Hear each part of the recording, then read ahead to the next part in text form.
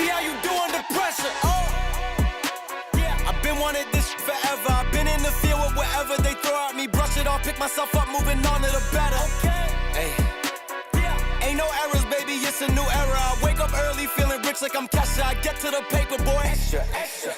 Walk with me, you know that I got it. Come with me, let's take a trip to the islands. We up on the jet, we'll do more than just fly on it. Stand on that hill, you gon' die on it. Boom, boom. Baby, I'm not one of them, you should try on it. Miss me with all that, I'm on to the next. Whip this up, I send you back to your ex. But good luck with that, this is big as it gets.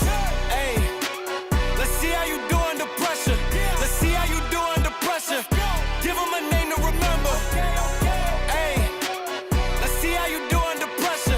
Let's see how you do under pressure.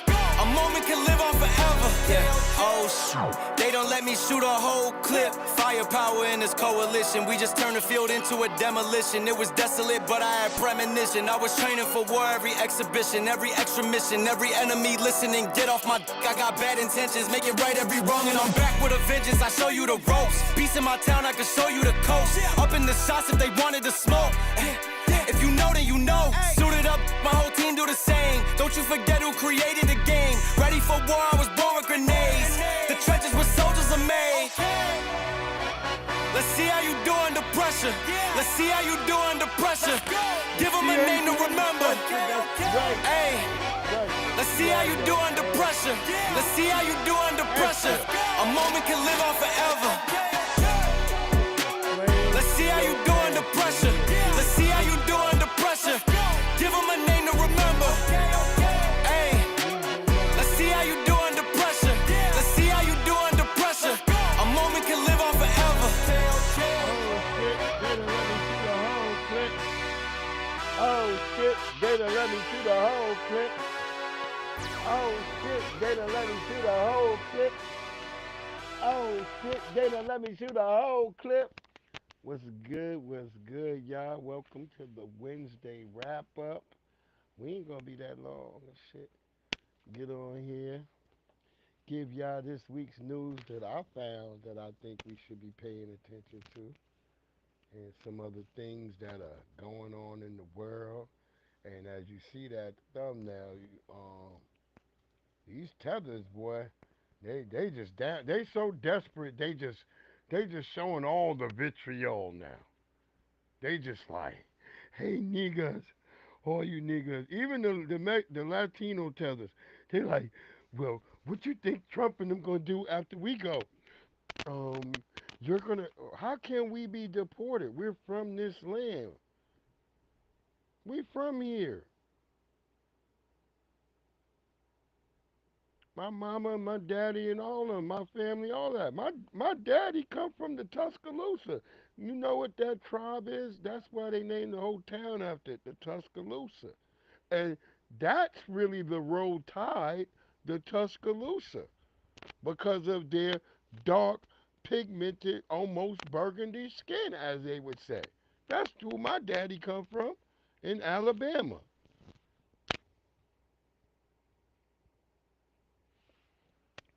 My mama come from native peoples on the East Coast, right here in North Carolina.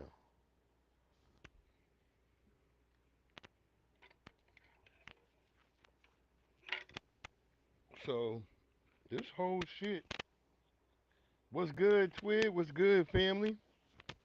What is good? We got Twigwig in the house.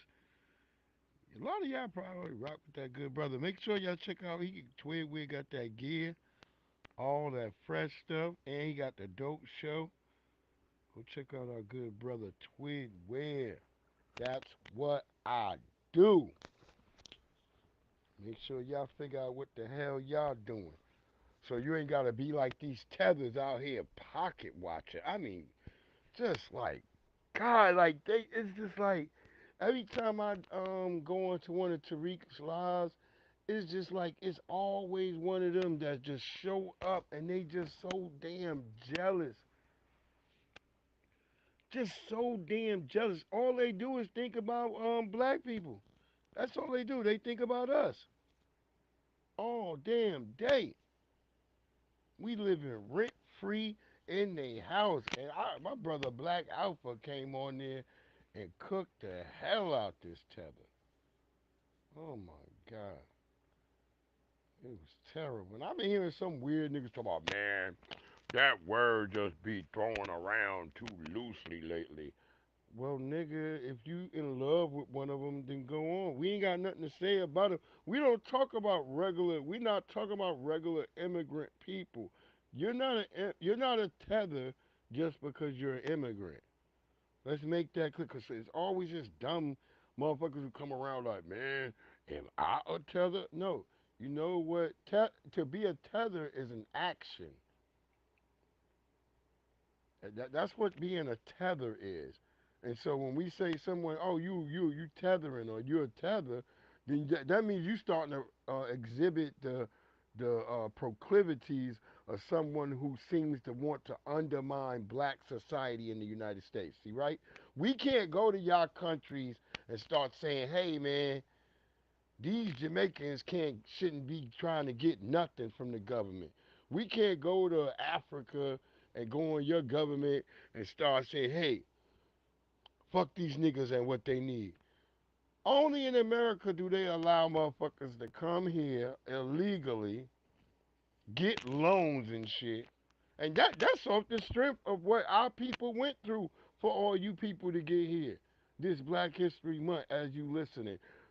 So we can't get up and go to Cameroon or Ghana or any place like illegally and just go in there and be like, hey, give me a goddamn loan because I had to flee America. Matter of fact, let me go to France, goddamn it. Let me get over here. Give me a goddamn loan. Give me some food. Give me a place to eat. And matter of fact, I don't want what the hell y'all eat. Y'all better make sure y'all accommodate what I want to eat. All while I'm rocking the American flag around my motherfucking neck. Talk about I'm running from America. Y'all don't even get it, man. You people are insane. And yeah, some people like, man, yeah, Breeze, I see what you're saying, but I just don't like that word. It's always them niggas, the same ones who be like, man, white supremacy, man, they ain't supreme. Like them niggas can't get it in their head when you say to them 50,000 times, nobody's saying the white man in particular is supreme to you. No, but his system that he has that he's designed is supreme over both you and I. That's all we're saying. Nearly Fuller Jr. explains that. It's the biggest religion. It's a religion. Y'all look at it as some other. No, it's the biggest religion. They killed the known God of this universe and replaced it with white supremacy.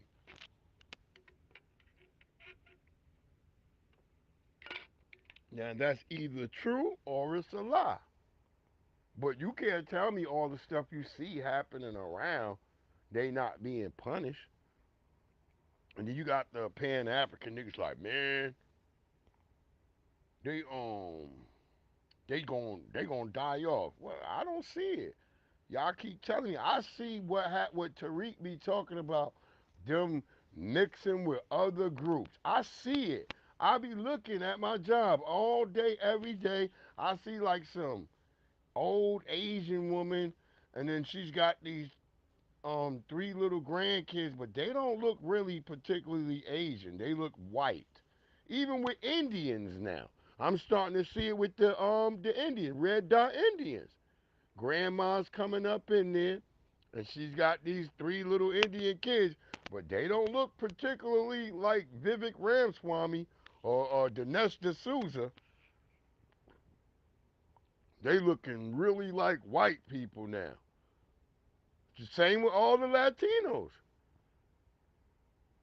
Grandma Juarez, she in there with Lil Miguel and them. They don't look like the Lil Miguels you used to remember. They look like white people. I'm telling you, I see this shit every day. I be like, damn, that brother Tariq be on to some shit about this shit. Cause there it is, right there in front of your face. You ain't got to tell me nothing. I just hear, listen, and I watch. Once I observe and I start seeing the pattern, like, God damn. Then you always see like like an old white lady with an Asian and shit walking around, like some young Asian all the damn time. And you could tell when they got like somehow like somebody in their family had some like little mixed Negro. Cause you can always tell like they clothes don't fit and shit. They hair be all unkept. And and if the person if the little like um what the hell would I even call them like? Cause I'm not trying to be disparaging. God damn.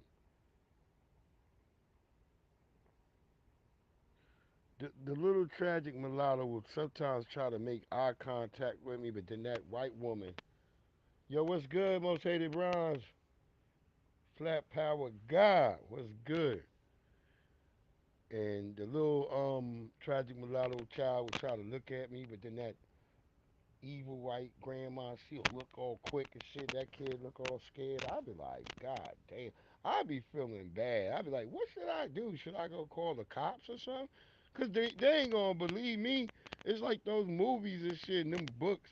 Remember, if they did it to little white kids, what you think they doing to black kids? That shit, flowers in the attic and shit. Why you think your white teachers made you read that shit so you would be wary of all white folks? Word up. Go read some of them damn books, Flowers in the Attics, the the the railroad or the train track kids and shit, where they done well a whole bunch of white kids, like 6 white kids. I guess their mama and daddy died, then they had to live in a damn train tracks. That's why they be thinking they could do all that shit to us, cause they go through all that fuckery. That's why they had to spread it to us. All these single daddy type shit, they had to spread that to us, cause it came from them. They the original tethers. They just had so much hate for black people, especially when they got over here and saw that there was niggas over here already. So what they had to do, they had to make being black a crime. See, we often get into this whole thing like it starts with just some fucking slavery. That's not actually it. It starts with them making being black a crime. That's why they didn't have to go over to Africa like y'all niggas believe when you see that fucking ocean. You see that ocean out there, nigga, and you still believe all them wooden fucking boats. Even the white supremacists will sometimes catch themselves in their own life. Like thousands of ships were lost at sea, especially when they say they're African. So how did they get all that wood to keep making all these damn ships?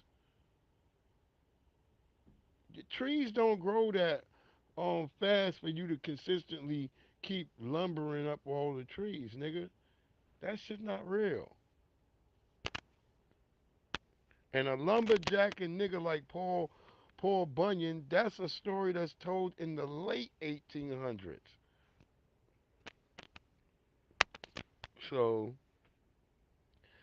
you white supremacists got to get y'all stories right, and you damn tethers who love listening to what the hell they got to say and always quoting they bullshit statistics and always talking about DNA, DNA.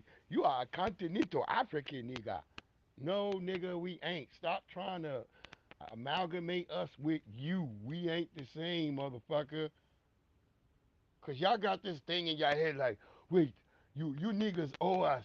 The white man, he took all the smart niggas and he took them over there. That, that don't make any sense. Y'all own stories don't make any sense. How would they know who to go through and be like, that's the smartest niggas. Let's grab them niggas. Oh, you say he got an aptitude? Cause remember, white people talk about high IQ and how would they have check people's alleged IQ to know who to kidnap? Unless yourselves are saying that y'all was the dumb niggas. Like, hey, white man, no, them niggas are smarter than us right there, nigga. Take him. Matter of fact, nigga, I will help you. Hey, is that what y'all did? The fuck? then get the fuck on from around me. I remember when I first came to the DMV, that's where I started learning that Africans don't fuck with black Americans. See, at that time when I came down from New York, it's like it's the late '90s. I'm going to I go to college at Coppin State University in Baltimore. You know, there ain't there's you in Baltimore. There ain't even no Latinos around. There's no Mexicans or nothing like that. But like there was at the school, there was people. There was like like there's white people, Arabs and shit, Asians, and they all went to the school for free. That's a thing people don't know. That if you of another group, you can go to an HBCU for free. That's why all the Caribbeans and Africans take themselves there. They don't really try to go to the Ivy League like they be trying to talk. That's cap. All them niggas bring they scamming asses over here and go to a HBCU because they know they can get in for free.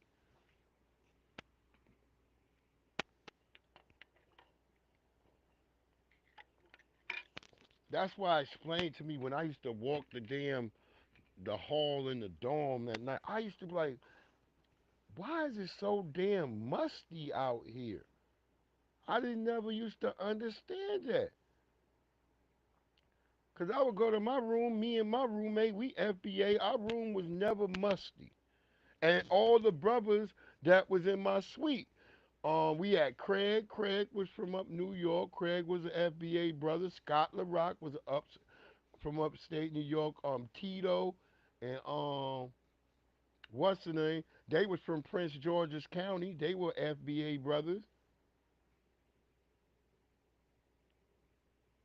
This how you know a nigga from PG County about to lie to you. That nigga be like, yeah, I swear. When Tito, when I used to ask them niggas, said them niggas was about to lie, them niggas be like, I was like, God damn. It was all them PG niggas. But it's certain niggas from different counties, cause I think cause they were from Suitland County. Suitland County niggas. Yeah, real cool brothers, man. Real, and them brothers can ball out there too. Quality balling brothers. Them brothers can ball. I always have respect for you if I can come to your town and get some quality balling in. Like, oh, these niggas can ball. Not that Obama shit, nigga. If you sitting up there just shooting jumpers, nigga, I expect that from the old niggas. We let old niggas, you can shoot jumpers all day. But nigga, if you ain't 45 and up, nigga, you better not really be shooting no motherfucking jumpers, really. Cause MJ, nigga, that nigga was going to like 44. I think that nigga had his last dunk at 45. Yo, my nigga ASAP Rocky, boy. But, hey, look, ASAP Rocky ain't really one of us, but he's shown respect and love for us and the culture. He been really respectful to our good brother Tariq. He was at the microphone check premiere. I think I might have posted my video I had of that because, yeah, he was at the joint in New York. We was all up there in New York. Then we was at the joint down here in D.C. Salute to that brother. He got off. It's so funny because I was just talking about the case last week. I'm gonna start with playing that part from the case last week. And then there was another dude that was connected to his group, ASAP something, not the ASAP Riley dude, but then there was another ASAP. I forgot the other nigga dude name, but he's a nigga. He got some locks and shit.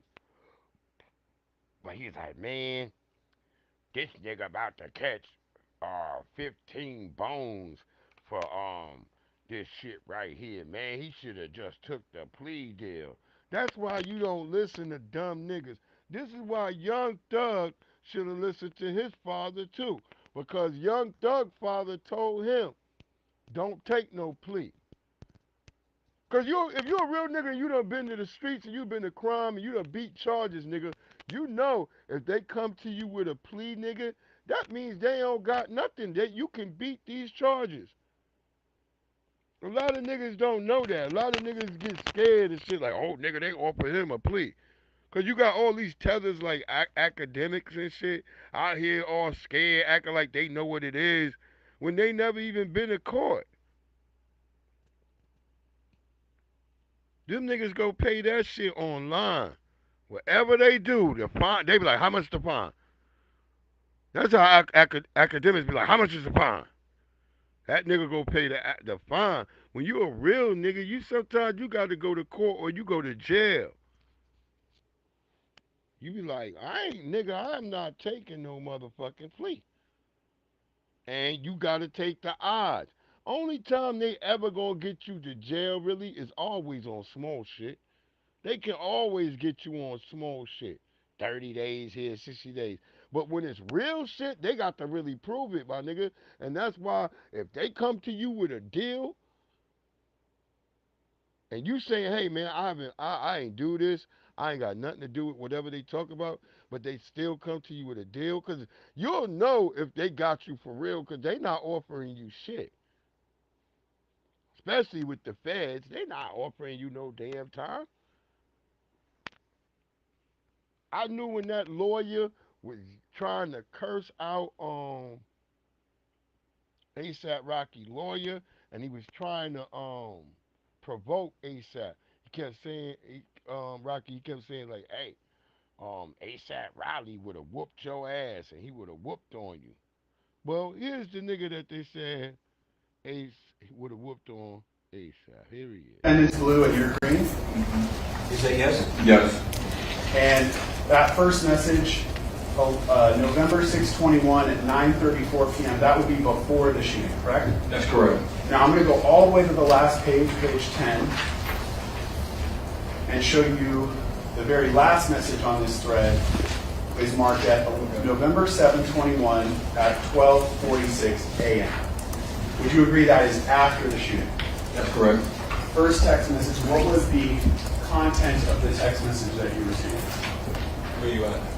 Question mark. And then the second text message that you I received. think that nigga might be a tether. Let's get to it.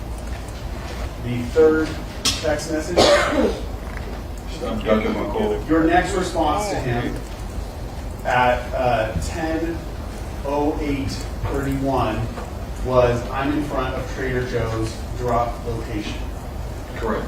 Going to the third page, the top of the page, the first message. I know it's small. First off, I'm gonna let you know real quick. That's some real moist nigga shit right there. You up at the spot talking about, hey nigga, I'm at Trader Joe's. Drop your location. Nigga, that is some moist, sassy ass nigga shit right there. I'm gonna tell you that right now. This nigga got the nigga. If you don't go sit your moist ass down, god damn y'all niggas be ruining my day. Like it's like when I be listening to the Aliens audio book, and then all of a sudden they gotta throw a nigga in there talking about this nigga transitioning. Y'all gotta be careful. These science fiction audio books, man, that's where they're throwing all this gay shit. Tariq was right. Small photograph, but can you tell just from that small photograph what that's a picture of? That's the showcase now. And is this you sending him a picture of the shell casing after the shooting? That's correct. And then your next message to him? You trying to kill me? You trying to kill me? The next message? You should have killed me. First message that he sent to you. Bro, what the fuck is you talking about? Why? Bro, what the fuck is you talking about? Why you telling people I shot at you? And then his next message to you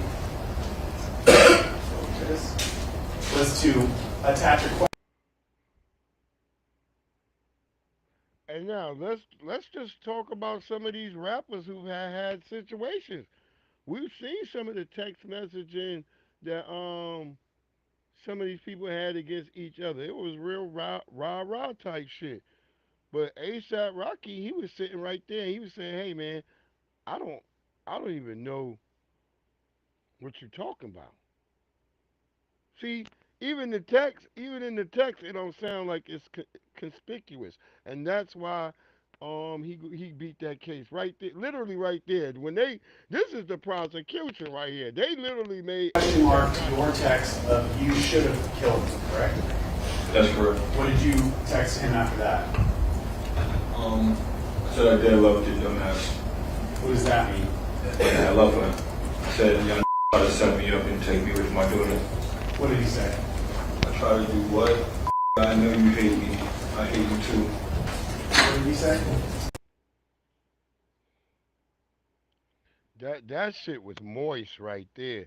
That was some real moist nigga shit like that. Real niggas don't say to a nigga, "Hey nigga, I love you." Nigga, that shit moist to me. I don't know what's wrong with y'all niggas today. Hey nigga, I love you. I hate you. You hate me. I hate you too. Nigga, that ain't no manly shit. This what happened when you come from a single mama generation. Everybody get a trophy generation. Nobody gets an ass whooping generation. You just live, oh, niggas, I love you, man. You hate me. Oh, nigga, I hate you too. That's why it's all this violence. Stop making shit up, bro. After that text message about the video, what did you text him? See you soon, bud. Then your next message?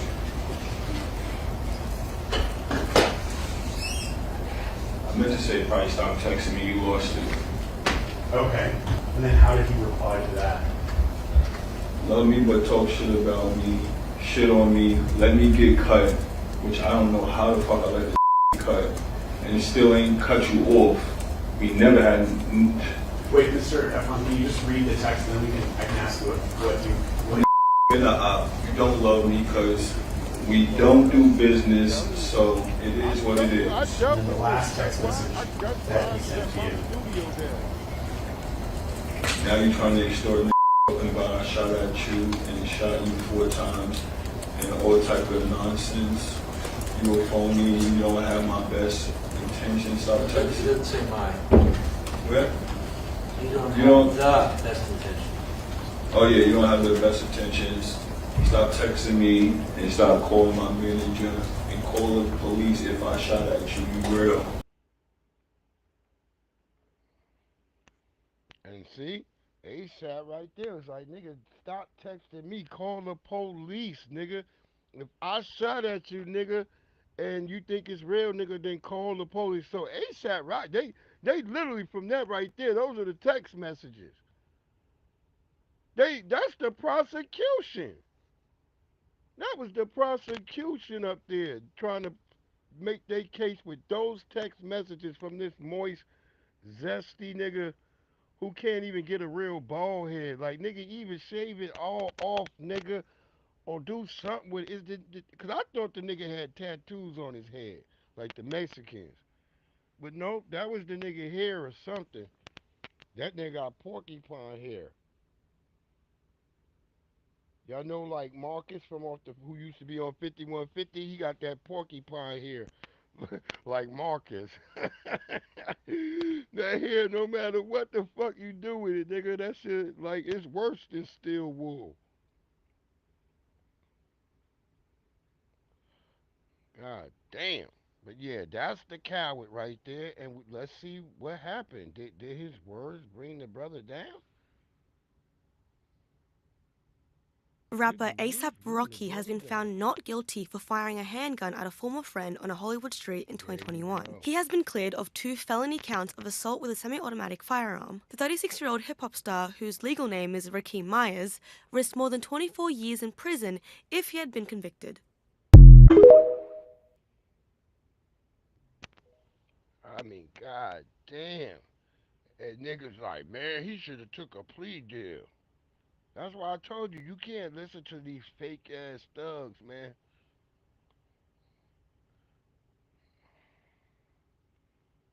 That he just lucky he has some family in his corner Like Rihanna and them don't take no goddamn plea. So he was definitely lucky.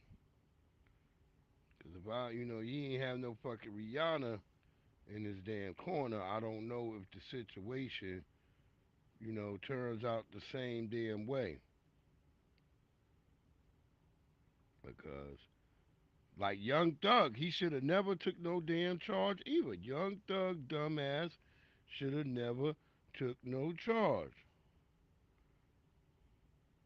He should have. His father was saying the same shit. Like, yo, Thugger, don't take no charge. Don't take what they tell you. They giving you a deal. That means they don't got nothing. And that's true. If they offer you anything to state like that, come in with a deal, nigga. You said I'm a kingpin, nigga, and you want a deal. I have 4 kingpin charges in Baltimore, Maryland. I had to fight off 4 kingpin charges in Baltimore for them niggas saying I'm a kingpin from New York, and I'm like, no, I'm a college student, nigga. Look at all, even the police when they raided my shit, they're like, yeah, boss, it look like this guy is a college student. And then this one dumb cop, he come bring back my law books on marijuana, and he put them on the table, and then all of a sudden that make it mean like, oh, this nigga studying the law of marijuana.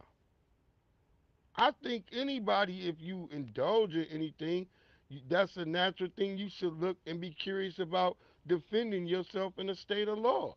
Any black person or any person should be studying up on that type of shit. That doesn't mean you're a drug fucking dealer just because you got law books. They ain't even that's what I told them. I said, look at the statutes I got in there highlighted. And they could look easily and see that, oh, damn, yeah, he's got stuff highlighted in here. And yet it was nothing for what y'all were trying to say I was a kingpin.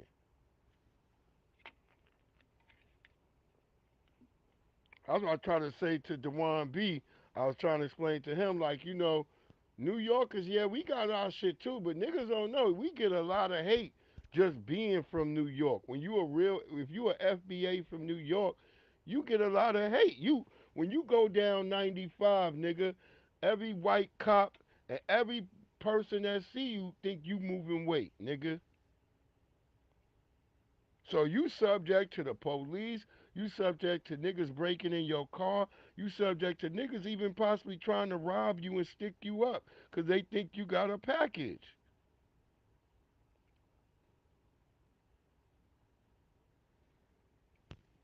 I don't know how it is for square niggas, but when you a thorough nigga, you sometimes when you moving, you sometimes you got to go to certain areas when you doing and living how you living and doing what you doing, but you got to be on your square. So sometimes when you a New York nigga, you gotta always be extra on your shit, cause niggas is on you like that.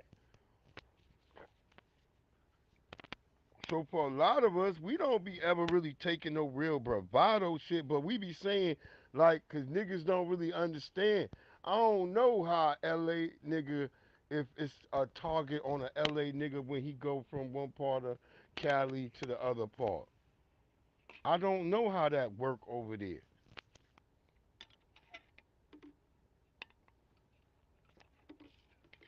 But to me, going down 95 is like as big as Cali is. So when I go down 95, I'm subject to all types of different things that are going to go on. So I got to have a real discipline because I might got to come across state troopers. I got to run across county cops. I got to run across the local thug niggas. Then you got to go across because a lot of people don't know, up 95, nigga, it be roving gangs that rove up and down 95, robbing niggas in those goddamn, at those rest stops, yo. That's why it's police up there. People be thinking like they don't understand why there's all this damn police up there. I'm like, nigga, it be gangs up here. It's dangerous. When you be going up 95 back and forth, that's when you know that shit. But if you just a lame nigga riding on a bus, or you with your mama or your grandmama and them going up, you don't never really got to worry about nothing like that. It's when you young, my nigga, when you got a nice whip and you going up and down that bitch. That's when, and you got that. If you a dumb, cause when you leave New York, that's when you put on your New York hat. You don't never wear a New York hat when you in New York. Like when I was in New York, I never wore a New York hat. I might have on a Cincinnati Reds, or I might have a Pittsburgh Pirates hat on. But I never wore a New York Yankees hat in New York. Because real New Yorkers, you don't do that. When you put on a New Yorker hat, when you leave New York, that's your brim. You letting niggas know, like, hey, nigga, NY in the motherfucking house. But now you see a lot of niggas, we just wearing New York hats, and them niggas ain't from New York. So, especially a lot of immigrants and shit.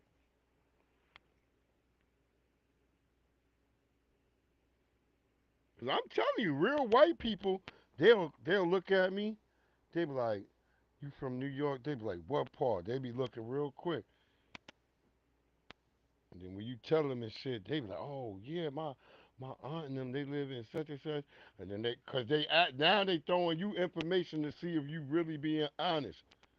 And then when I say, oh, by blah blah blah blah, they be like, yeah, okay. Then all of a sudden the white person open up and they start telling you shit. You be like, wait, why is this white bitch now telling me some weird shit about Sprouts? Now this bitch telling me some information about Sprouts. Cause now she thinks she's got some type of camaraderie with me because we from New York. Especially cause a lot of white people who be down here, they from Long Island. So they know real quick. They know. I told her, y'all probably used to be scared when Peninsula Boulevard would be cut off when the fights would happen. That woman would, they be looking and start laughing. I'm like, yeah, y'all know when this shit used to go down? Shit. Fight happened, nigga.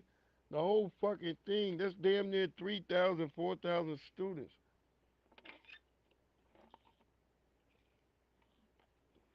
Filling up the Parkway and Peninsula Boulevard. On down to President Street. It used to be wild. And that's why I told people this whole that black people and Latinos were together. I'm telling you, I'm in the 90s in high school, and we were having race war. We was having race fights. This is 95 going into 96. We having race fights and shit. Literally from 93 on, I would say it started way back in 93. And we first saw that shit, it was like it started being more Latinos being just pushed into our neighborhoods. And they didn't like us, and they used to try to hit us with bats. They always tried to come to a fight with fucking bats. But they never knew black people with skill. So when you like swing a bat at a nigga, we like ducking because we grew up watching kung fu flicks and stuff. So we've always been in the backyard practicing with our brothers and our cousins and shit with sticks and shit. So when these Latinos would come and they would swing them bats, they would often get upset because they could never connect with us because we was that agile we could get out of the way and we would take their ass down. Especially, you knew who the threat was, the nigga with the bat. Get that nigga with the bat. And when everybody piled on and beat that nigga ass. But they came around, they were very aggressive. They would start shit just like how we had to deal with MS-13. I went away for college. I'm coming back in between college. My brother one day telling me like I get back, I just came home. My brother come in the house all sweaty and stressed out, telling me like, yo, the fucking the Salvadorians, yo, they were chasing me. They trying to kill us. I'm like, where? So I gotta put my bags down. I just came through the motherfucking door. Just got home. I just walked all the way from the bus station down on Hempstead Turnpike all the way to my crib on 12 Grove Street, apartment K. I'm walking to that bitch. And I'm just put my shit on. And I ain't even really like. I'm taking my headphones off. Then my brother busts in. He like sweaty and shit, telling me, "Oh, the the Salvadorians, the MS-13s, they trying to kill us." I'm like, "Where?" I'm like, "What?" So I got to put my bags down, and I just bust out the door. I went to the closet first because I used to have a piece up in there, but I forgot I had gave that shit away. So I said, "Fuck. All right, nigga, we just gonna have to go out and scrap." We can't. I went out there. Me and my brother, he went to show me and shit. But yo, by that time, there was other brothers and shit from the streets who had just came out, and them motherfuckers was hardtailing it because they realized they chasing just some little young brothers and shit.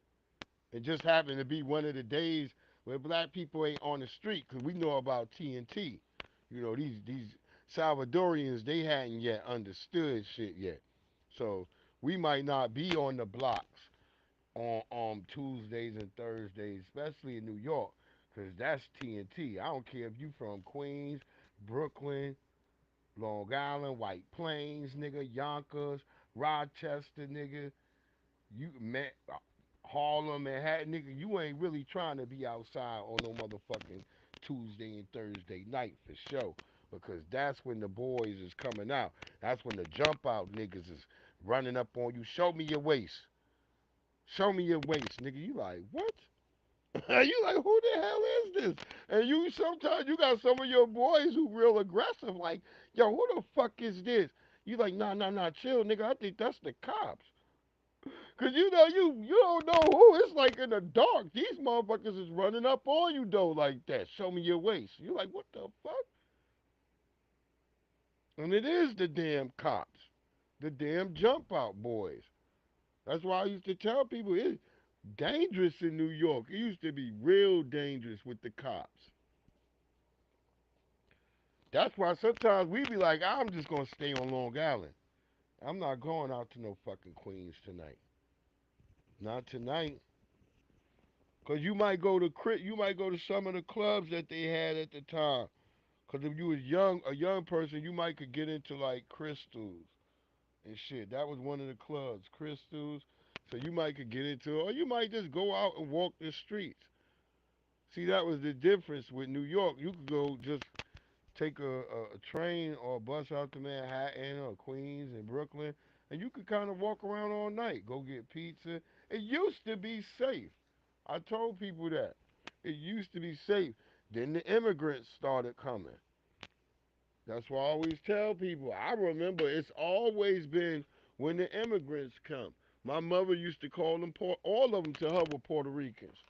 She didn't have time to sort them out. She didn't like none of them at all. And she had an affinity for Jamaicans in the beginning too. But then she started seeing they how they backstab you and shit. That's how I learned about Jamaicans and shit. And from the few niggas that I went to school with. So some of them were cool, but then you had a lot of hating ass niggas. But I remember one family that I know that was one of the coolest family of all the Jamaicans, and that was because they didn't they had a mixture of their culture, but they looked mostly like us. And that family was really cool. Everybody when I talk about them now on sometimes on Facebook and shit, people were like, "Yo, Breeze, you right." And they comment. They'll come on my shit and comment. I'm gonna have him and his brothers come on because they got so many brothers. Good lord, it was like damn near 8 of them niggas. They were deep, but they were good brothers. And they had a really good father. Their father was the rider. He's still around to this day. I still talk to all of them, because that's why I be wanting people to. Cause some people would think like, oh, Breeze, you be having problems with other people. No, I don't. I got respect for mad people, especially the good people. I'm talking about tethers, cause I had to explain that to my man, who I'm talking about right now. when he first saw me talk about the word tether, he hit me up and asked me, like, yo, Breeze, he's like, what the hell? He said, you don't fuck with Jamaicans? I thought we was peoples. And I was like, yo, bro, it ain't you. I'm not talking about you, brother. I said, I'm talking about, and then when I explained everything to him, he was like, oh, he said, just like y'all got niggas that are coons. I said, yeah.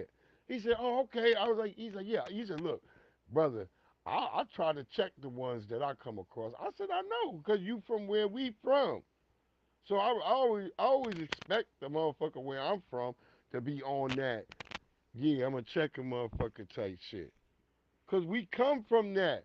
I have black teachers. I didn't grow up with no white. I had a few white teachers. You know what my white teacher taught me? Spanish. That was Miss Jugs. And all the brothers wanted to hit her, the older brothers, especially all the seniors and stuff, cause she had a big booty.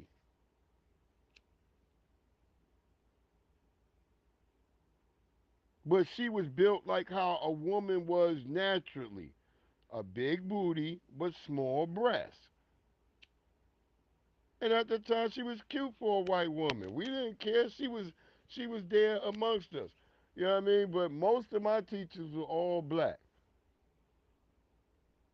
You know where the white teachers came in? We might have a music nigga like Mr. Russo. He was a gay nigga. And I think that split between him and it was another fat motherfucker. But he had a black wife. Not saying that made him synonymous to anything, but he had a fat wife and shit. And I knew his son and daughter. They were cool. They went to the school and everything. Um, I was trying to think. Mr. Familetti, that was one science nigga. That's one. Oh, the two white science niggas, Mr. Familetti and Mr. Stromberg. And I ain't feel like you never learned shit in Mr. Stromberg class because all he did was do yo mama jokes. He's supposed to be teaching us chemistry and shit. But I remember just sitting in class doing yo mama jokes with him all damn fucking period. My U.S. government and history that was one of the last white people I think Miss Breedis because I was trying to think who else was white. Yeah, that's about it.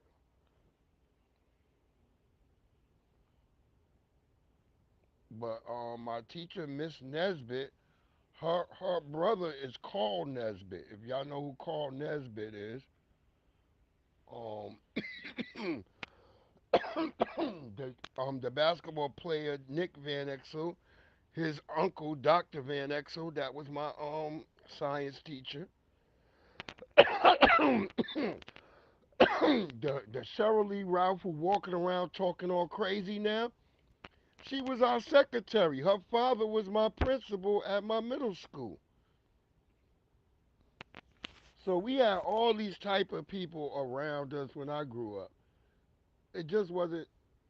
It wasn't the way it is how people are now.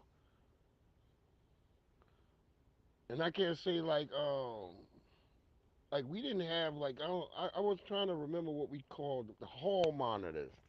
We didn't have police in the schools. You had hall monitors who were like uncles and people, aunts and cousins who roamed the school in black. They wore like black leather. And you know, some of them niggas was coming off of Jerry curls. So you had some tough looking motherfuckers. So you didn't fuck around as a kid. So, but yep, ASAP Rocky, he walked out that bitch, and I knew he was Rakim going Rocky to. is one of my Listen to his voice. closest friends, but he's also just a great, great person. Rihanna, they are seriously the greatest people, and I said I love them, and I really do love them, and I got emotional in my summation because I care about them. Well, there you go. Cause yeah, he was fighting. Cause he done took off his jacket. The judge was throwing names at him and shit. I was like, damn, this shit got crazy in there. But he went out for ASAP. Like I said, ASAP walked up out that Beyonce. Rihanna, how does it feel to have your king back home, sweetheart? I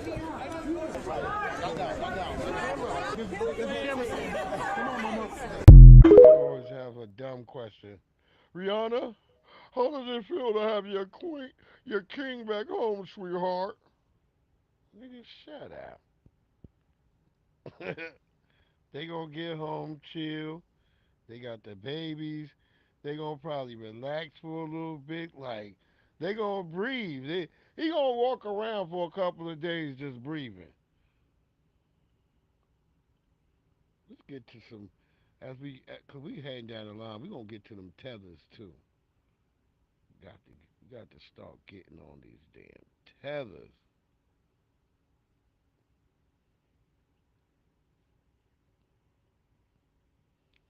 And this brother who's got this distinct cause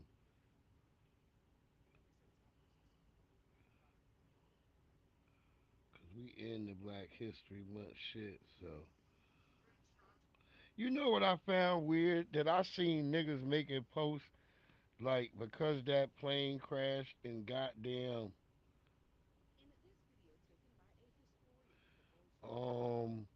planes got crashed in Canada. That niggas put that on Trump. Y'all niggas can't be serious, yo. Everything ain't motherfucking Trump fault. Y'all niggas, you know what? I've been doing research on the bird flu shit, and it seemed like that's been a tactic since they created the bird flu. It's a way every year just to jack up prices. I'm gonna play a brother who's a farmer. Watch. I always think about that shit because every time they don't for every crisis they see an opportunity. See, cause we on a, most of us think on a low level scale, so we don't never look at it like, wait, really? A egg what? We don't really think about that shit. We be like, nigga, get the fuck out of here. That's how we be mainly.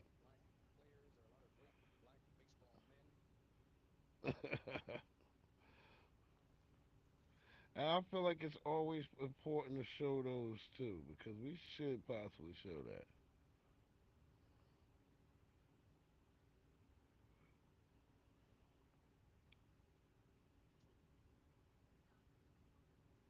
Yeah, I think we did that one last time, right? Oh yeah, we don't want to hear that. Oh, that's a video I gotta finish making. Oh,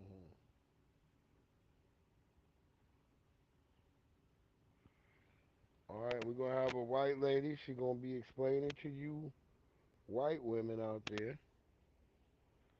Let's keep it going, but let's. I get what you say, it's obvious. At the same time, not every player has done something like that, especially coming off a contract. Was there something specific that motivated you, over the last couple of years, just being around Boston, seeing things that you've seen? You could say that, but I think to answer your question better, I think players just, are kind of the culture around how players operate and manage.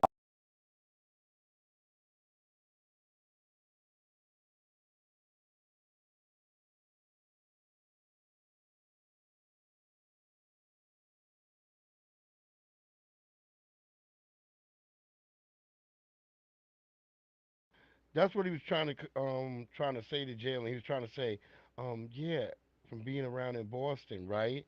I.e., wink, wink. I'm a white guy, but I hear about it that Boston is racist. That's what he was trying to sort of hint to Jalen real quick. I noticed that real quick the way he said that. Let's go. Let me take it back just a little bit. Things that you've seen? You could say that, but I think to answer your question better, I think players just, are kind of the culture around how players operate and manage. I think a lot of times we have people around us that are thinking for us and just tell us to focus on basketball or whatever. And once again, you are people of influence that come from your community. You're educated. You have, a high responsibility, even though people tell you should not accept that responsibility. I believe you should. I don't think basketball just is about being a basketball star or player. Isn't just about the cars, the clothes, money, or the attention. It's also about responsibility. But I feel like the people who are around our players, the agents, etc., just the overall media or narrative is that you should be more focused on these things. The influence is like pushing them, that's the most important thing. You get praised for doing those things, but you don't get praised. It's like you don't get nearly as much attention for doing what's right in your community. And that can sometimes, confuse the minds of our young athletes. Because obviously we put them on a pedestal, but I think, they should be celebrated more for what they do in their community rather than them being on TMZ, or rather who they're dating, or rather what kind of car they got, or et cetera. I just think society is backwards. Salute to Jaylen Brown. That's why they be trying to, you hear them white producers like, he's not marketable. Yeah, because he ain't with all the bullshit.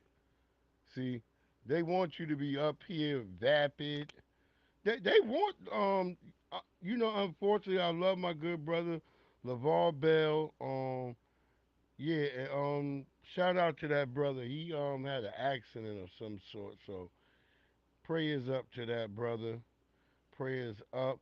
And that guy who shot that little African kid, I forgot to mention that too. His ass passed away.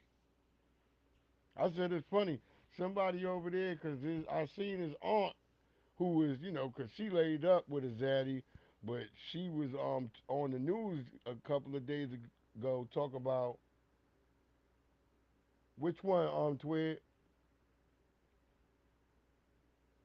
For bro from just now?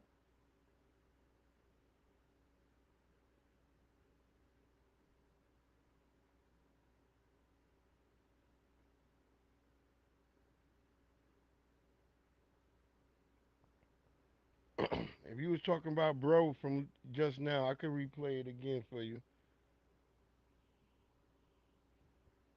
Yeah, that was Vix_thoughts. I think that Vix_thoughts, I think. Oh, the Jaylen Brown joint. Yeah, hold on. That let me get that to you again.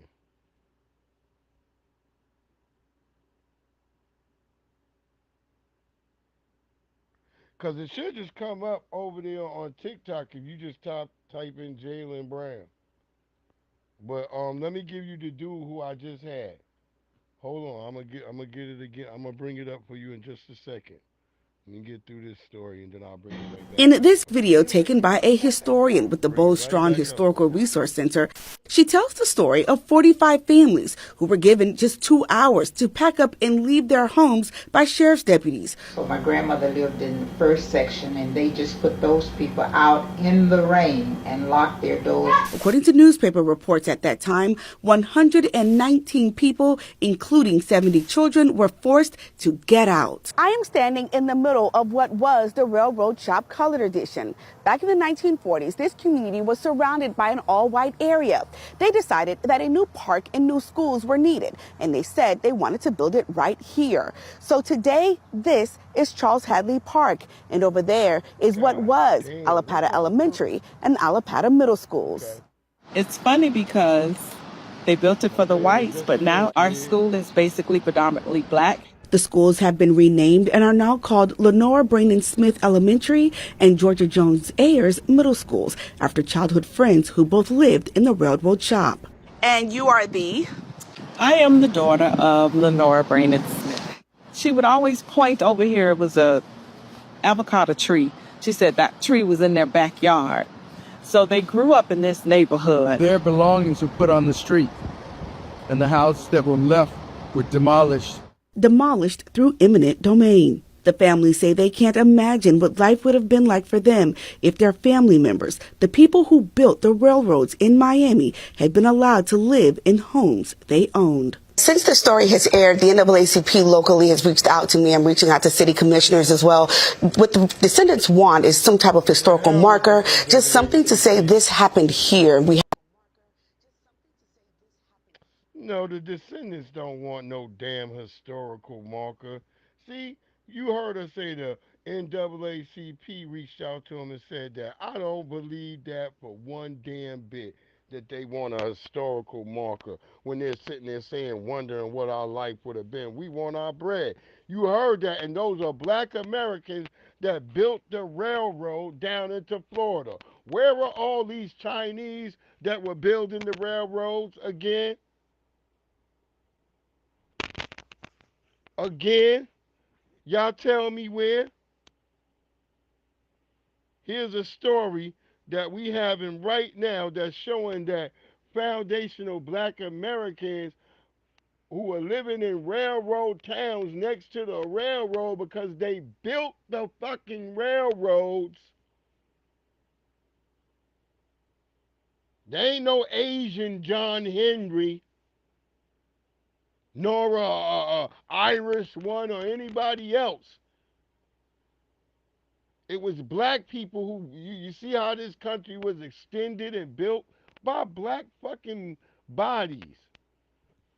How much more evidence we gotta just skip and fall across and see like, wait, did she just say the black people in Miami built the railroads? Yes, that's exactly what she said. Let me play this for my brother again.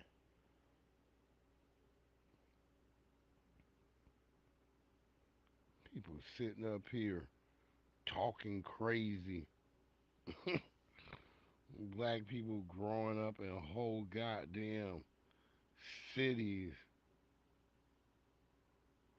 where they done built it from the ground up.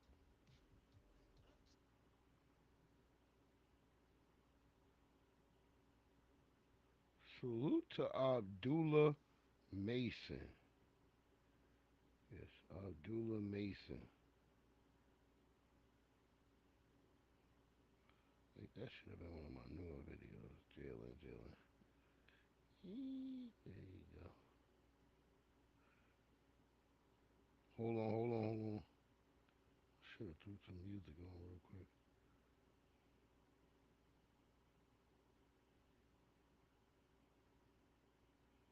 What the hell did I put? Oh, there he is. Let's play it again.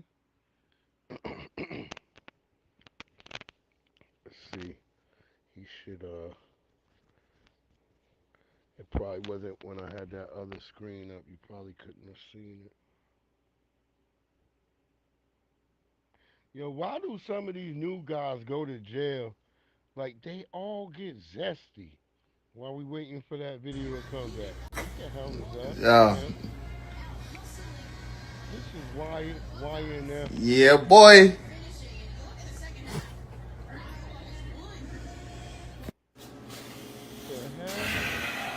Lucci, get over here, blood. Nigga, you just did all them years in jail, nigga, for some hot shit and came home zesty as hell, blood. Fuck wrong with you, blood. Fuck you was doing in here, blood. Jesus, stay focused, blood. Oh, Lord. That nigga had a G-string on his head.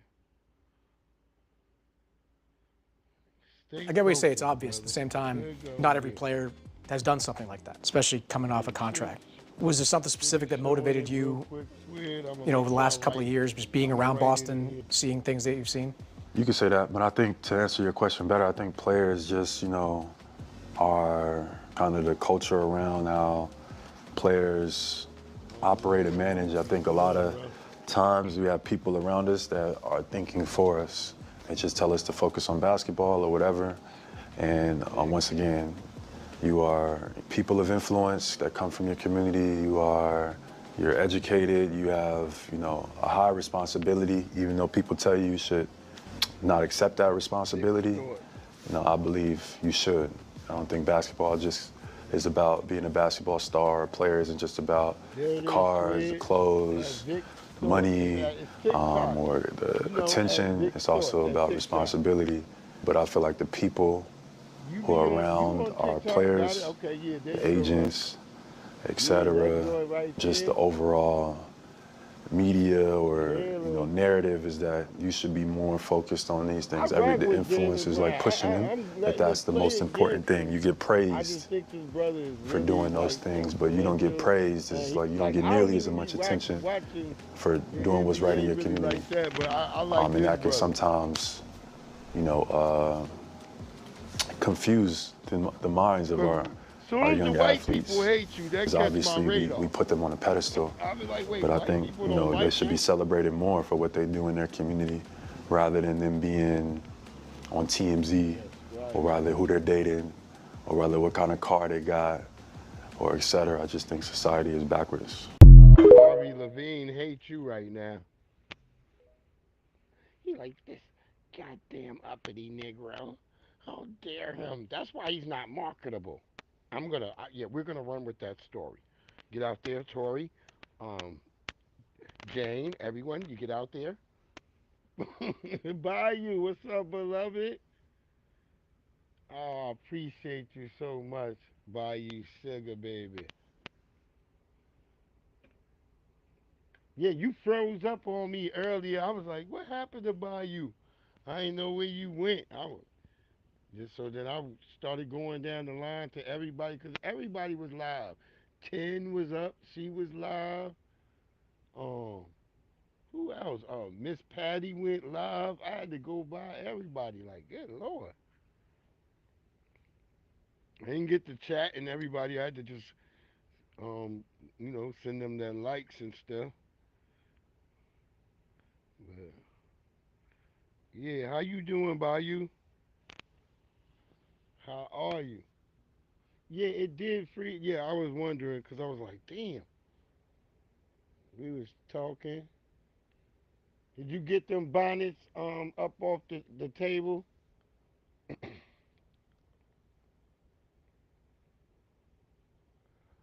gonna get y'all with them bonnets. Don't worry, I have to fight my daughters. They got bonnets too. I call them bonnet heads. No doubts, brother. Yeah, I call my daughters bonnet heads.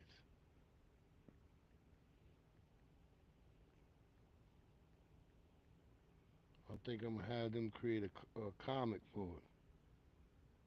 Oh, you getting ready to go to work? What time is it? You in AZ right now, Arizona, right? You said, leave my bonnet alone. I saw you was over there dancing and shit. That's why I'm like, Dave, you about to go to work. You done been doing a live. You was dancing. Good Lord. See, getting on that natural sugar got you vibing. That's what's good. That's what's good.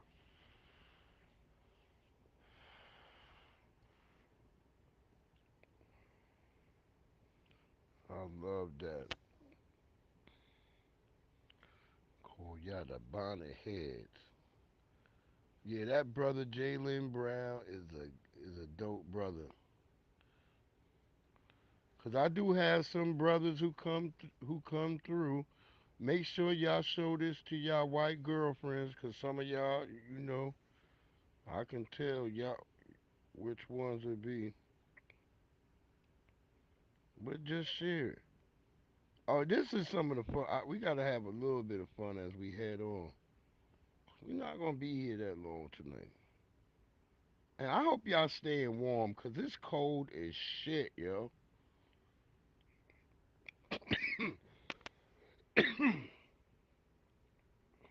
7:39. Okay, okay, okay.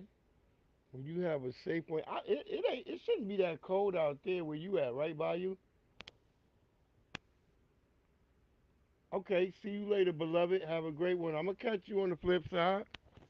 But this for my brothers This white lady, she gonna tell y'all white women that they need to stop fronting and they need to deal with who they really are.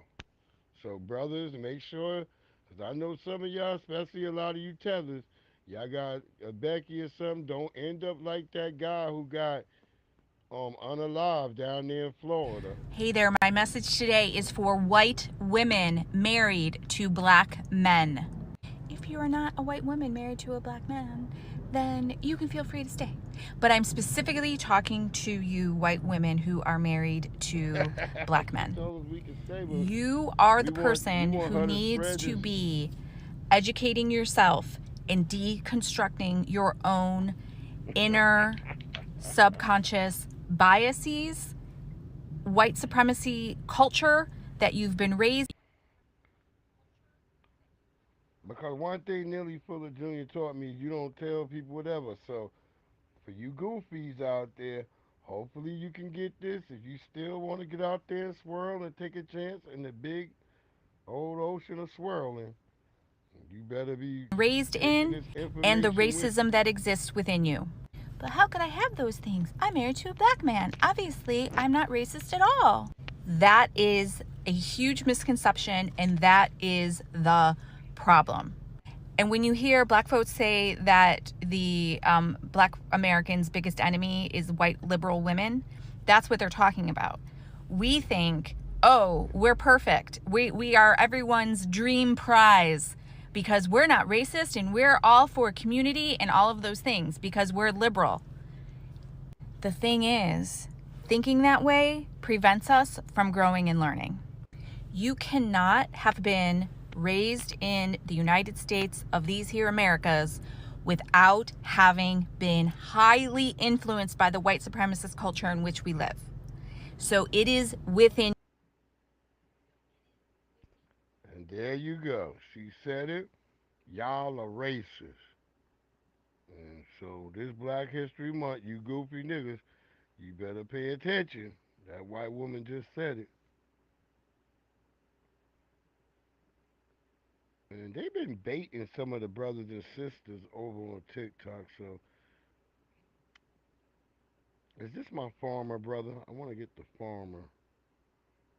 Then we going to get to some more tether bull BS. Because the tether's been acting up. Look, this was really random. This just happened the other day. Some nigga just walked out the forest to other people who just live in regular. I guess this was down in Brazil, but look, my nigga is trying to get some fire. Yeah, this shit is wild, yo.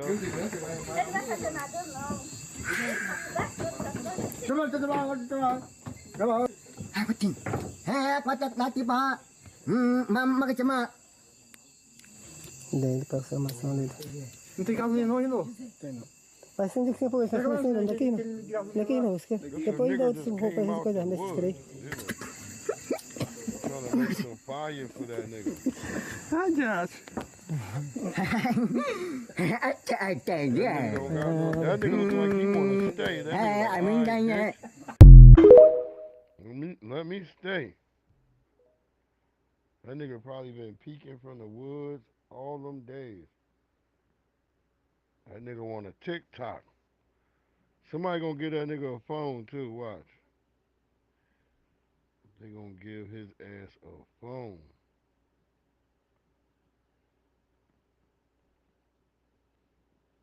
But that's really weird and really random. He just walked out of the damn woods, I guess. I guess over there in Brazil it's still like that. You could just pop out of the motherfucking woods and shit.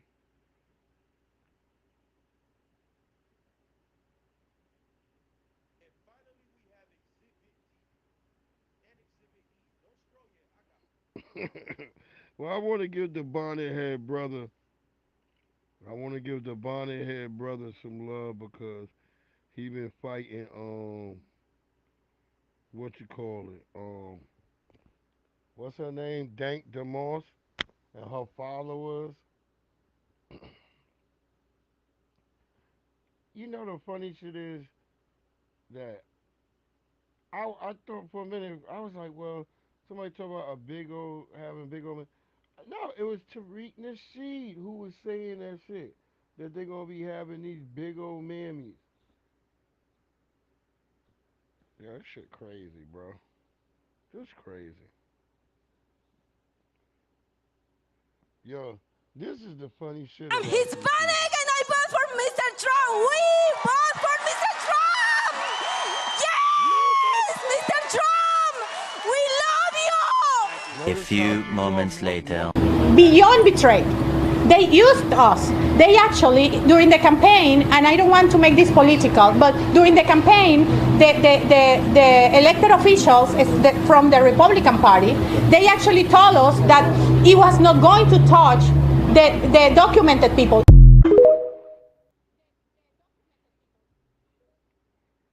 You're like, Mr. Troll! Mr. Troll, we love you! Who you thought he was gonna get, goddammit?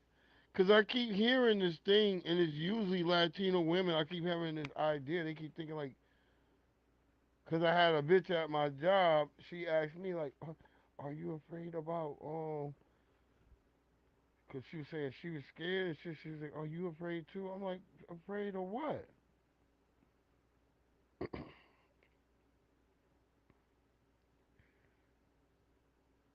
You don't think they could, bitch? What are you talking about? I have United States written all over me, honey, and I can produce it all out of my wallet. The hell is wrong with you?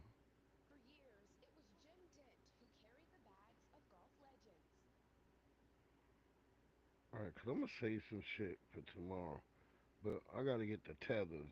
I need 2 tethers I gotta get at. And then we gonna be gone. Cause I gotta get up and go to work tomorrow. I'm the only one putting out freight. Cause niggas is doing a reset and framing. So, I'm gonna let all them bitches. Cause one bitch, she claimed she couldn't lift no frames. So I'm like, alright, let that bitch lift all them frames. I'm not going over there. Let the brother tell us about the chicken. I'm a chicken farmer and they are bullshitting you about the reasons why your eggs are so expensive. Listen, when you consider the fact that we consume over 9 billion chickens a year and just in meat alone, there's over in 2023 we had over 382 million egg laying hens in this country alone, and so far we've only lost 300 million birds worldwide. It doesn't make sense. They say the same shit every year. I know it because I'm a chicken farmer. I see the same alerts. And I see the same opportunities to jack up prices, and yet I choose not to. Listen, when you look at these large facilities, a lot of these birds aren't dying of bird flu. They are dying of neglect. They don't give the freaking vitamins, oregano, all the supplements they are supposed to be getting. They're getting in these mega facilities, and these birds are dying of disease and neglect. And every time a bird dies, they say bird flu. I'm telling you, they're bullshitting you.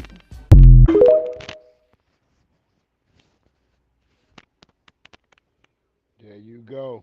That's our brother, Father ACAB, over there on TikTok. Yo, he's a chicken farmer, and he's saying that, yo, this is a big grand hustle that they out here trying to get the grind and get right in your mind because they don't want you taking all their poultry and rather you eat that swine. It's going down and it's good, and this is how it's rocking right now in the hood. It's your boy Breeze Omega. Omega this Breeze. Let's keep it popping. I'm a chicken farmer and they are bullshitting you about the reasons why your eggs are so expensive. Listen, when you consider the fact. But I've heard that from some white chicken farmers as well. I've heard some white chicken farmers say the exact same thing. That yeah, like my birds is okay.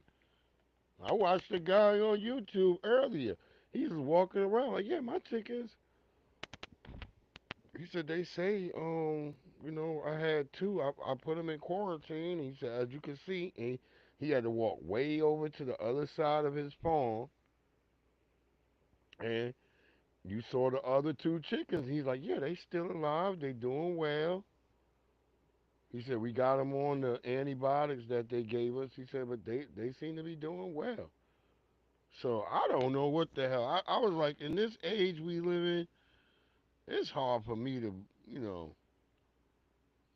I'm not gonna buy into this shit though. Now, I be seeing some weird shit, bro. Some weird shit. This my man. We gonna have him. We need a little comedy on the way out. My man, the mask face troll. We'll get the mask face trolling, and he'll take us out. But let's go ahead. Let's listen to some of these tethers. Well, we'll get to the. Oh, wait, where's my other tether at? Oh, we didn't do bonnet head, then we'll get that one tether, and then we'll get that. And finally, we have Exhibit D and Exhibit E. Don't scroll yet. I got way more evidence this time. And let me just remind you, this is the rapper that's suing Lyft because she got a Lyft driver fired because he would not let her into his small Mercedes when he was just trying to protect her. You see, I did my research on the width of doors. You see, I had to whip out the facts. The Suburban door is 40 to 42 inches. And since y'all can't decide, since it was a Mercedes C-Class or E-Class, it would have been between 30 and 34 inches. So again, I ask you, how? Oh, but I did more research. Come to find out. Because some of you weirdo niggas on my Instagram, because I know some of y'all slide through here and y'all leave y'all little slick comments sometimes, and then y'all be like, how you go with bringing down a black woman? I'm like, nigga, he ain't bringing down no black woman. He bringing down a scammer, because if she get allowed to make through with this scam, she gonna continue scamming through the rest of her life. So we trying to save her life. She was out there on the Breakfast Club talking about her mind don't believe she that big. Well, honey, somebody need to get in your mind and strangle that bitch and tell her, look, you better let this girl go. God damn it. We want you to live, sister. We don't want you to be one goddamn apple pie away from death when you're trying to make your music and become somebody. You know what? You might even inspire more people by showing you could lose some weight.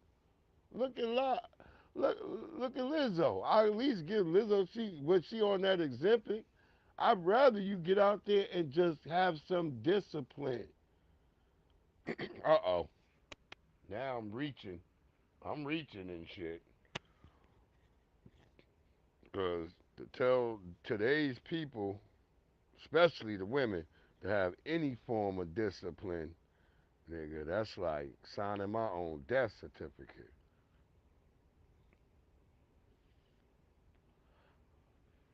But my brother right here, he get real thorough in when he be doing it. I'm like, all of us could do what he doing right there, which is so funny.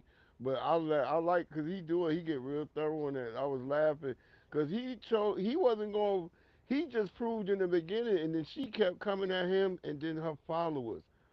And I watched that shit, because I be watching him religiously over there. Find out, the weight limit to Mercedes chairs are 300 to 400 pounds. Exceeding this would compromise the structure of the integrity of the chair, would increase risk of the seat breaking or collapsing, and would affect the handling of the vehicle because of the unevenly distributed weight. It states that a seatbelt in a Mercedes would not be able to securely hold a 500-pound individual, stating that they would need a seatbelt extender, and that if they were to get in an accident, that person would literally be ejected out of the vehicle due to it not being safe enough for them, for the size at least. It says that you would not even be able to comfortably sit in said vehicle because it would be too much of a tight fit, and the belt would not even be able to properly go on you due to the positioning of how you would be in the back of that car. So again, he lost his job for no reason. He was trying to protect you and him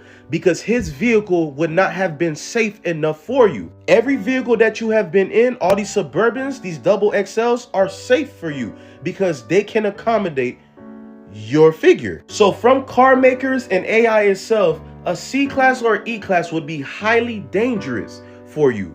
And he was protecting you by not allowing you in that vehicle. It was never discrimination. He never disrespected you. He never spoke ill on you. He just stated that his vehicle would not be appropriate, that he would got you a vehicle like this, which would have been appropriate. 3 cheers for Freak the Lawyer. If y'all mess with me, y'all know where to support me at. Come on now. Freak. Yo, this has been just as good as the Kendrick Lamar performance. Y'all say what? Well, here we are. The Super Bowl is when? And we still talking about the Kendrick Lamar performance right now. You still got white folks going crazy, getting upset about it. Right now. Man. All right, let me grab that other tether video. Because I assume all this is tether behavior coming out, but y'all just tell me. I guess, yeah, we'll do the last one too, working while black. What time is it? Oh, we doing real good. We are doing better than I thought. It's 10. Oh my God, it's so cold, y'all. I don't even want to go outside and warm up in no damn car. To hell with that. But I need another blunt. I don't need it. I'm gonna like stay home. Let's get to this tether business. First, we have our good brother Adonis from Adonis Live. Make sure y'all check out Adonis Live. He's YouTube, Twitch, freaking X, TikTok, mostly all platforms. But check him out. He's been battling this damn British tether. But listen to the disrespect these people be saying, man. And this is why the delineation, even in this country, and I say even across the pond, as they like to call it. Fuck the ones over there. The riders, I'm a rock with, but all these other ones, let them tether somewhere else. And we might just have to. You scream that black Brits don't know black history, but didn't you know that Martin Luther King, Fred Hampton, the Black Panthers, they were all socialists and communists? That's one of the biggest reasons why your government, the one you clap your cheeks for, unalive them and deem them as... The disrespect on black... Did you hear that big disrespectful lie? Called our brothers communists. You know that's what the white supremacists were saying about our brothers. So when I hear these tethers consistently spewing the same vehement non-truths, it makes me seethe inside because I don't like these people. Some of y'all do. I don't. I got some brothers who Pan-Africanists that I rock with. I still fuck with them, but I have no hate for the continent of Africa, especially the people who there. Not because like people play like, oh, well you like, well, because they can't get out of there. No, because they choose to not get out of there. The ones who I see staying around, trying to have a damn business, trying to work, I support them. Like, I think Trump should create something new. Like, it's good to get rid of U.S. aid. And you just feeding a bunch of tethers so they can get their musty ass in a damn inner tube and catch the damn jet stream and end up some damn where. And then start talking crazy to you. Like, nigga. Hey, nigga. Yeah, nigga, they have loans for me, nigga, to get a house and a job, nigga. But I work hard. Work hard doing what, nigga? Because I always tried to think about it. I've never been in a store with an African for anything. I just tried to think about it. Whenever I've been in a store, I was like, I went to an African restaurant when I came to D.C. and the shit was trash.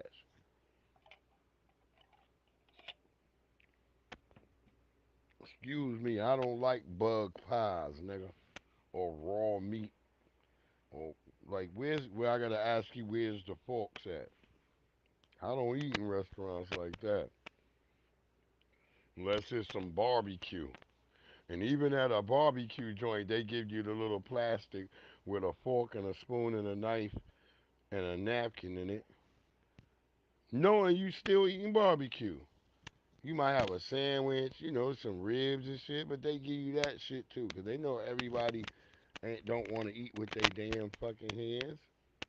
But you go to some of these African restaurants, it don't be no silverware. They be looking at you like crazy. That nigga said, look, that nigga threw the bread in front of me. Whatever that type of bread, that nigga was like, that's the silverware. I was like, what the fuck? Nah, B. Look at my outfit. I remember that day. I had like this Duke shit on.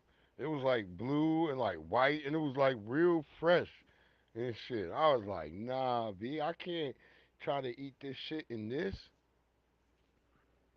That's why I was laughing at some of the new young, because Usher just signed this young boy, and I was looking at how he rocked. I'm like, he's got on a do rag and a fitted cap.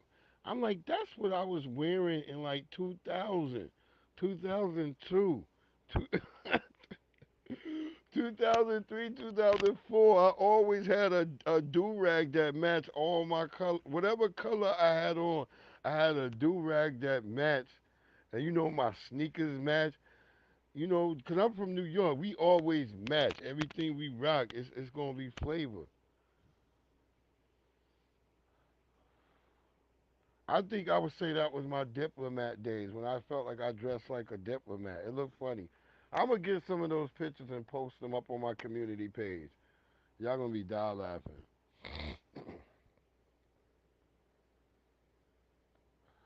That's my dip. But, like, it's funny. You see some of the younger kids, they now starting to dress just like we was dressing again. You like, damn.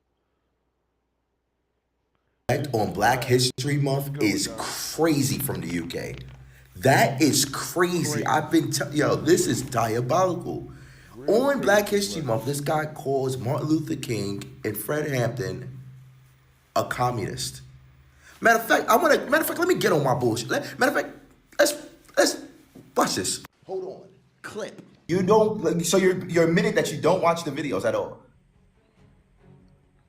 Listen, your biggest platform is your TikTok. Do you watch the videos? No, because I have the I don't need to watch your YouTube videos. This is the most disrespectful video that I've ever seen, and it's happening on Black History Month. This is one of the most disrespectful, uneducated Black British people that I've ever had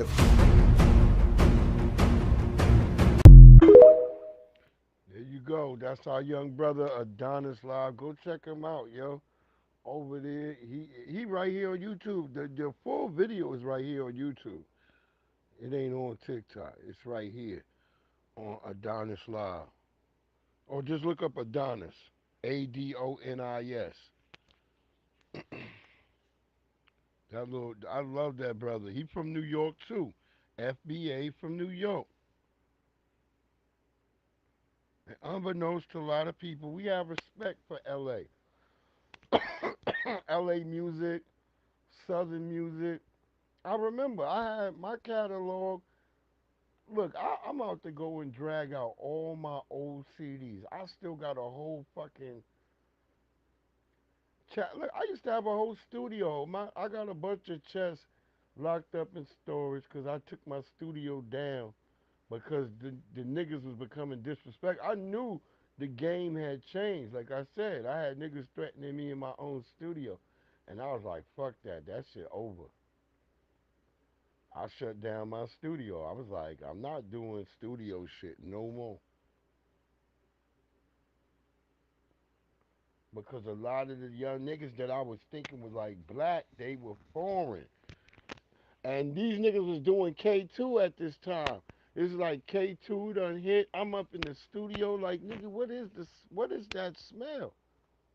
Because the nigga try to hand me this shit. Because, you know, I smoke a little bit of weed, but I'm like, what is that? I'm like, oh, nah, nigga, I don't want none of that. And the nigga got mad. And them niggas is like Africans. I thought they were cool. But they started acting real weird. I had to get them niggas out my studio.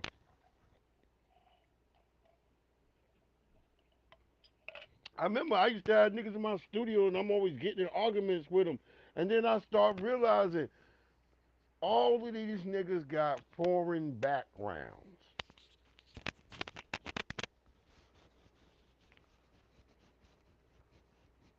All the niggas that I remember that was pure FBA, if we had some type of spat, niggas might end in a laugh like, all right, nigga, you got it. That's how we ended. These other niggas, it was always lead to more extra shit. That's what I remember. This week, Nigerians, Jamaicans, any kind of immigrant come over. Anton Daniels is a bona fide tether, and he's telling a bona fide lie right here, like most of these niggas. He's won out what? Maybe a few. He figured out a way, probably off of somebody foundationally black, to get his way into this damn game, and then he want to act like Nigerians do so much better. Nigga, you a cat. I see the Nigerians out here. They not doing that great, nigga. And now that this government shit is over, oh yeah, we about to see how great they doing. Over here in this country and mop the floor with Americans, but specifically, let's just talk about black people. Hey, look, check this out, man. The immigrant work hard myth is starting to fall really flat. Those stereotypes aren't working no more. When you have DEI numbers like this and people overly benefiting from the fights and the struggles of black Americans, and black Americans don't even benefit from it, I don't want to keep hearing how hard everybody works. It appears that we're the only ones that work hard in the entire country. It looks like everybody gets a benefit and some type of set aside and some help besides black Americans, but yet they tell us that black Americans are the only ones that ask for these things, but we never get them. So look, man, don't let anybody ever make you feel bad as a black person. According to their own numbers, the government and everybody who talks all this stuff, we're the only one that does anything merit-based and no one else does. They just been getting walked through the system. So keep that in mind, please. Happy Black History motherfucking month. Right there, the only real hard workers, as I've been saying, ain't no Mexican, ain't no Honduran, no Salvadorian, no nothing ever outworked me. I don't know none of them, no Africans, none of them. And I worked, like I said, before COVID, I worked in the home health care field, in a nursing home. I worked hotel, I did hospice, all that. So I worked on a goddamn tree farm. And I used to make the Hispanics cry. Why you working too much? Cause nigga, she said they need to get these trees down. You take it all damn day, nigga. You hiding under said tree that you supposed to take down, nigga. Just get it cut down. The longer you take out here, the more it's hot. With your dumb ass. Take these motherfucking trees down, nigga. I used to kill their ass, boy. Yeah, This week, Nigerians, Jamaicans, any kind. Yeah, I think we was done with his ass. Get your ass up out of here, Anton Daniels. I'm so small that it don't matter that I mention your filthy ass. Go eat some goosey soup, motherfucker. Look at this shit right here. This from the Mass Truth.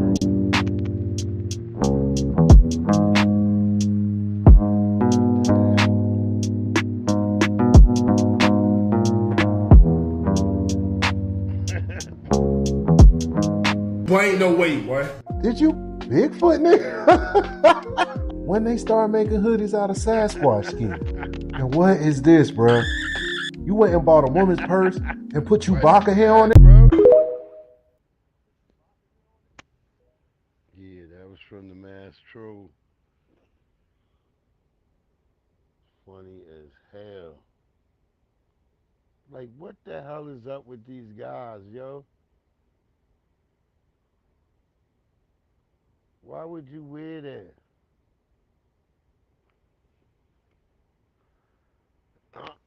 I don't know, man. That villains are necessary to mass troll. Yo, but yeah, I don't know, man. That nigga, he do look like he killed a Yeti.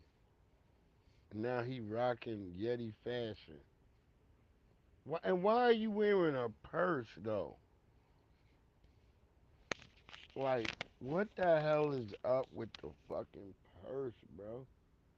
Why are you walking in the back of the woods, nigga? This seemed like some. This definitely seemed like some backdooria moment. Like, why are you walking with a purse with sunglasses on, with your bald head creeping with Sasquatch chaps on? Don't they call those pants chaps? What the hell?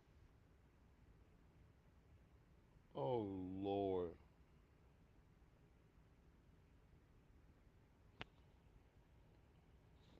This zestiness is crazy, y'all. But yo, I appreciate those who was here. Twig, most hated bronze, beloved Bayou Sugar Garden. Who else came through?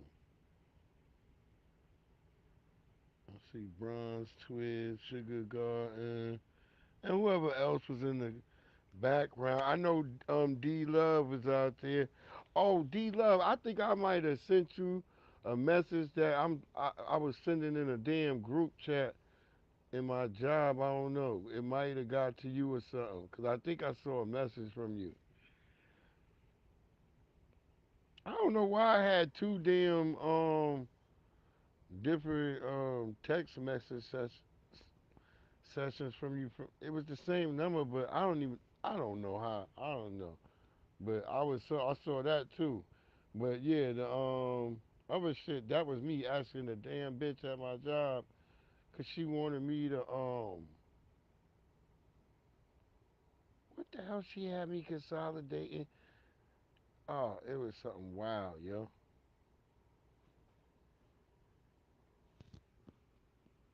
I forgot what the hell she had me consolidating, god damn it. I'm sick of the cold. I'm sick of motherfuckers at my job talking about they got MRSA in their nose. I'm like, bitch, I gotta wait from the nursing home from that shit. And the white girl, she told me she lived with like 17 people and shit in her life. I'm like, God, I could never live in no damn house with 17 people. That explains why she dated a Mexican guy. I was thinking to myself, 'cause I see a lot of these white girls with these Mexican guys, and I'm like, how many people live in their house? Yeah, I was scared of that shit. I told her, I was like, yeah, well, get back. She claims she not contagious. I don't believe you motherfuckers. Damn, I gotta buy some new garden boots. I just looked at my garden boots. They were torn in the back. I don't know what happened to the rubber. But once that shit happened, you gotta throw them shits out. Oh well, it's about time to get some new ones. I was going to design some, make myself some fresh joints.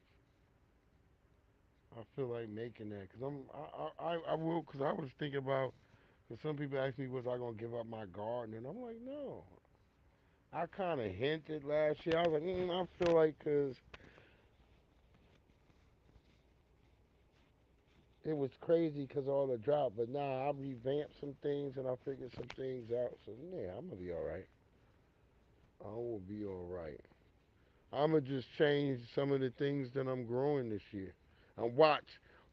I'm thinking already ahead. I'm like, watch it be a fucking wet year when I can have plants out that really love the rain, out early and they'll eat it all up. Because I think that's what it's going to be, a lot of moisture. Because we've had a lot of dryness for a good minute, especially out here in the DMV. So, what the hell is going on? A little bit of music real quick before I roll on out. I don't know that dude.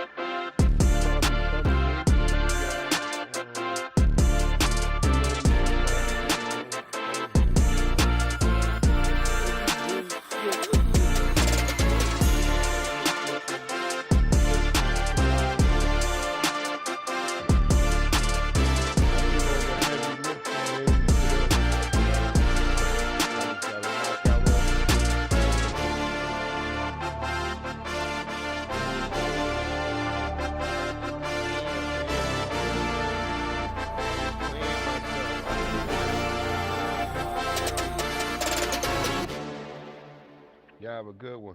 I'm out. This is Breeze Omega. Catch you on the flip side. 1.